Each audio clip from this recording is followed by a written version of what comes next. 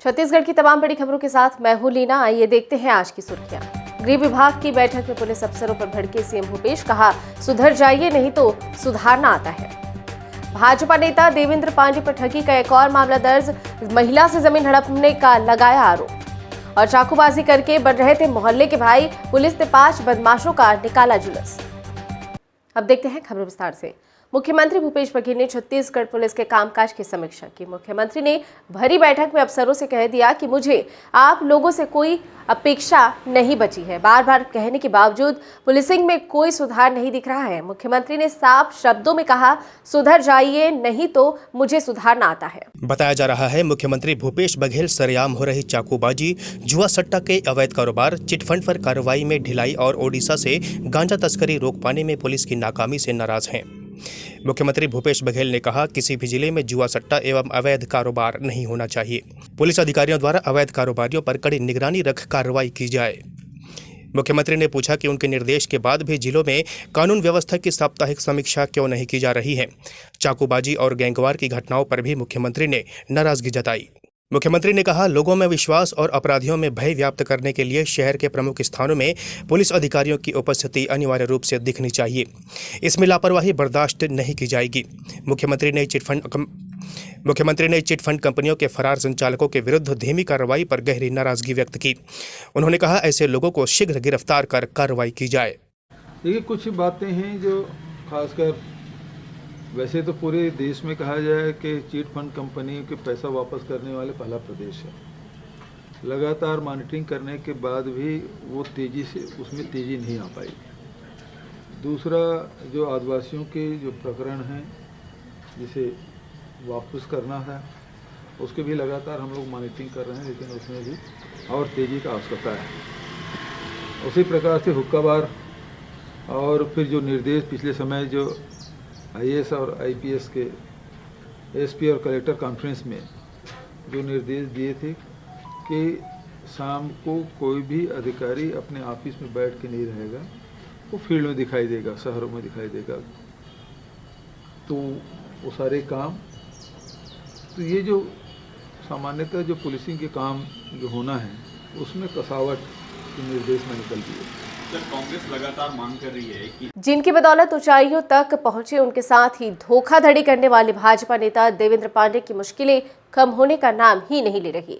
देवेंद्र पांडे के खिलाफ अब एक महिला ने जमीन की धोखाधड़ी की शिकायत दर्ज कराई है। ताजा मामला उरगा थाना क्षेत्र के ग्राम भलपहरी का है, जहां की उर्मिला महंत नामक महिला ने आरोप लगाया है कि उसकी जमीन को देवेंद्र पांडे ने फर्जी तरीके से अपने नाम पर दर्ज कर लिया है। महिला ने उरगा थाने में भाजपा नेता के खिलाफ शिकायत कर कार्रवाई करने की मांग की है। आपको बता दें कि एक समय वरिष्ठ आदिवासी विधायक ननकीराम कंवर के समर्थक रहे भाजपा नेता देवेंद्र पांडे उन्हीं की बदौलत सहकारी बैंक और अपेक्स बैंक के अध्यक्ष बने, मगर बाद में ननकीराम कंवर से ही किनारा करते हुए देवेंद्र पांडे ने सृष्टि मेडिकल इंस्टीट्यूट पर कब्जे का प्रयास किया, जिसे बड़ी ही मेहनत से ननकीराम कंवर ने खड़ा किया है। ननकीराम ने इसकी शिकायत भी प्रशासन से की है। देवेंद्र पांडे के खिलाफ ननकीराम कंवर के बेटे से मारपीट का मामला भी दर्ज है।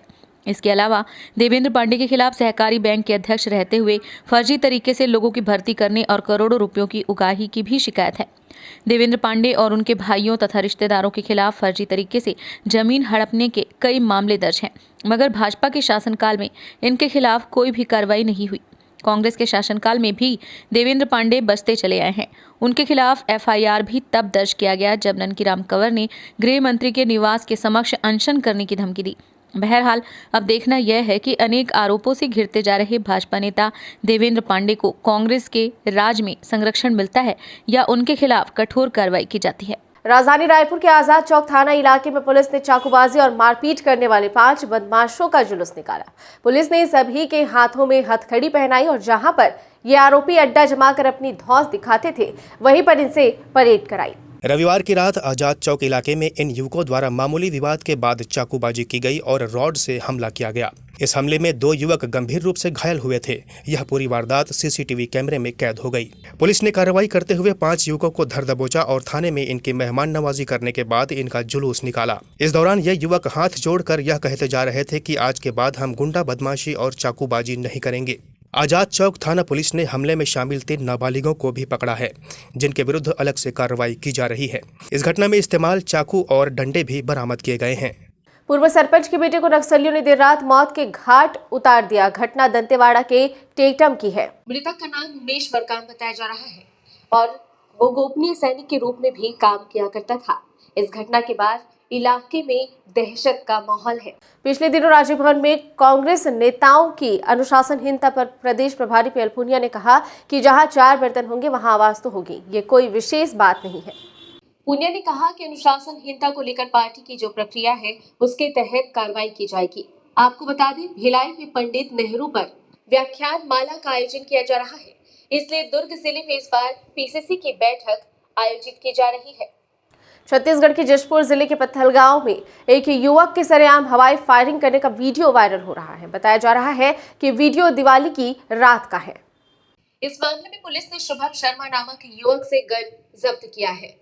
जांच में पता चला है कि दिवाली की रात को शुभम शर्मा की 12 बोर की गन लेकर अंजन भाटिया ने फायरिंग की थी।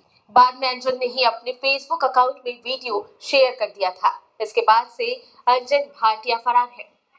कोरबा जिले के कटघोरा अंबिकापुर मुख्य मार्ग पर बुधवार सुबह एक कार और टैंकर में जबरदस्त भिड़ंत हो गई। इस हादसे में कार के परखच्चे उड़ गए, वहीं कार चालक की मौके पर ही मौत हो गई, जबकि एक अन्य सवार ने अस्पताल में दम तोड़ दिया। कटघोरा थाना प्रभारी निरीक्षक नवीन देवांगन यहां जवानों के साथ पहुंचे और यातायात को दुरुस्त करवाया।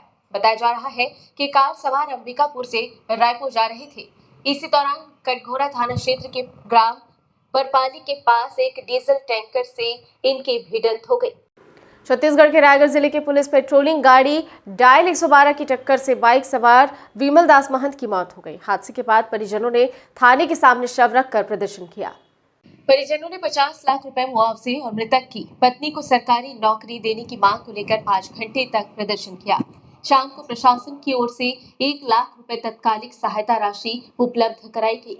वहीं मृतक के आश्रित को नगर निगम में अस्थायी नौकरी का भी आश्वासन दिया गया। इस बुलेटिन में फिलहाल इतना ही। बने रहिए डीबी लाइव के साथ। नमस्कार।